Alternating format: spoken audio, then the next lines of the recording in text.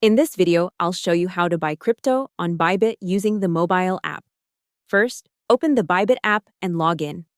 If it's your first time, complete KYC verification because most payment methods need it. On the home screen, tap Buy Crypto. You'll usually see a few options like One-Click Buy, P2P, and Bank Card. If you want the simplest method, choose One-Click Buy. Next, pick your fiat currency like Euro or Philippine peso.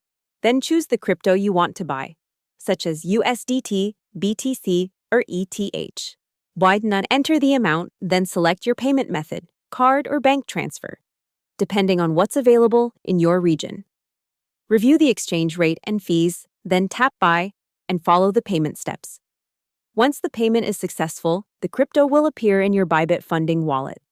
If you used P2P, make sure you only release the crypto after you confirm the payment is received.